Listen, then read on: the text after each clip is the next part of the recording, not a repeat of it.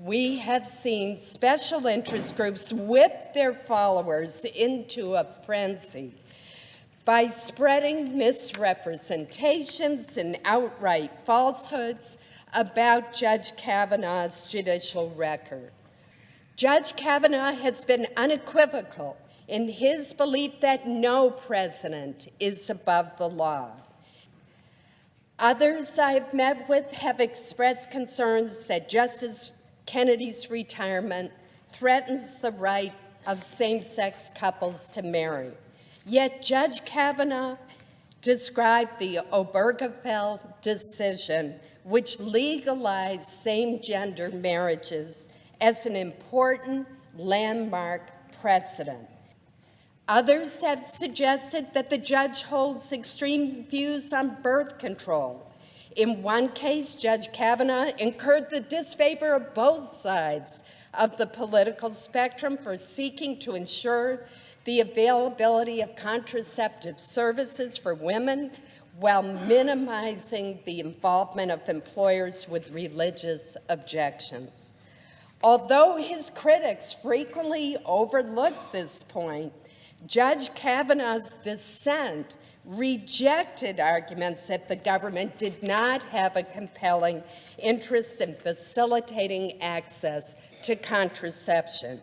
In fact, he wrote that the Supreme Court precedent strongly suggested that there was a compelling interest in facilitating access to birth control. There has also been considerable focus on the future of abortion rights based on the concern that Judge Kavanaugh would seek to overturn Roe v. Wade. Protecting this right is important to me. To my knowledge, Judge Kavanaugh is the first Supreme Court nominee to express the view that precedent is not merely a practice and tradition, but rooted in Article 3 of our Constitution itself. Noting that Roe v. Wade was decided 45 years ago and reaffirmed 19 years later in Planned Parenthood versus Casey, I asked Judge Kavanaugh whether the passage of time is relevant to following precedent. He said decisions become part of our legal framework with the passage of time, and that honoring precedent is essential to maintaining public confidence. Our discussion then turned to the right of privacy, on which the Supreme Court relied in Griswold versus Connecticut, a case that struck down a law banning the use and sale of contraceptions. Griswold established the legal foundation that led to Roe 8 years later.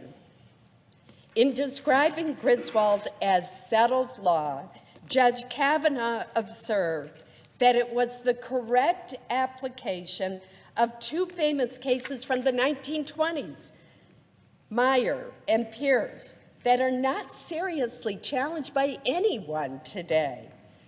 Finally, in his testimony, he noted repeatedly that Roe had been upheld by Planned Parenthood versus Casey, describing it as precedent on precedent. When I asked him, would it be sufficient to overturn a long-established precedent if 5 current justices believed that it was wrongly decided, he emphatically said no. Republican presidents have appointed Justices O'Connor, Souter, and Kennedy to the Supreme Court. These are the very 3 justices, Republican president-appointed justices, who authored the Casey decision which reaffirmed Roe. Furthermore, pro-choice groups vigorously opposed each of these justices' nominations. Incredibly, they even circulated buttons with the slogan, "Stop Souter, or women will die. Just 2 years later, Justice Souter co-authored the Casey opinion, reaffirming a woman's right to choose. Suffice it to say, prominent advocacy organizations have been wrong. After weeks of reviewing Judge Kavanaugh's record and listening to 32 hours of his testimony, the Senate's advice and consent role was thrown into a tailspin following the allegations of sexual assault by Professor Christine Blasey Ford. The confirmation process now involves evaluating whether or not Judge Kavanaugh committed sexual assault and lied about it to the Judiciary Committee.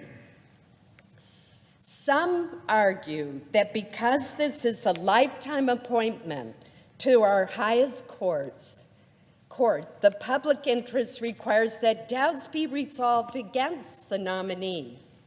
Others see the public interest as embodied in our long-established tradition of affording to those accused of misconduct a presumption of innocence. In cases in which the facts are unclear, they would argue that the question should be resolved in favor of the nominee. Mr. President, I understand both viewpoints. This debate is complicated further by the fact that the Senate confirmation process is not a trial. But certain fundamental legal principles about due process, the presumption of innocence, and fairness do bear on my thinking, and I cannot abandon them.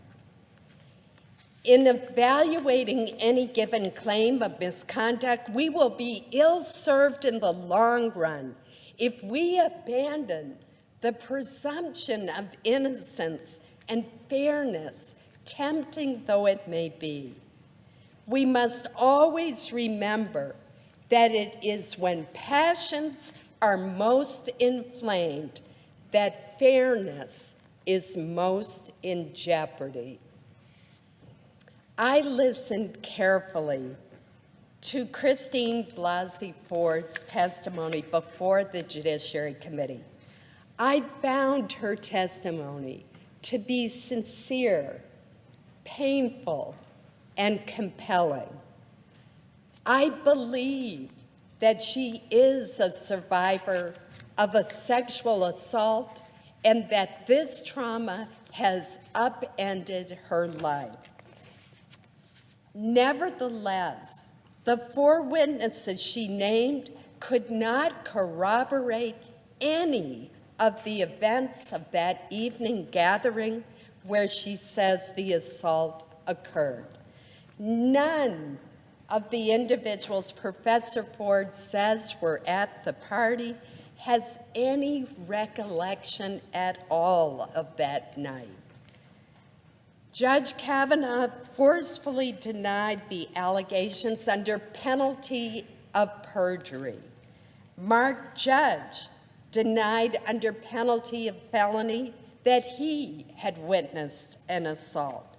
P.J. Smith, another person allegedly at the party, denied that he was there under penalty of felony. Professor Ford's lifelong friend, Leland Kaiser, indicated that under penalty of felony, she does not remember that party. And Ms. Kaiser went further. She indicated that not only does she not remember a night like that, but also that she does not even know Brett Kavanaugh. We've heard a lot of charges and countercharges about Judge Kavanaugh. But as those who have known him best have attested, he has been an exemplary public servant, judge, teacher, coach, husband, and father. Mr. President, I will vote to confirm Judge Kavanaugh. Thank you, Mr. President.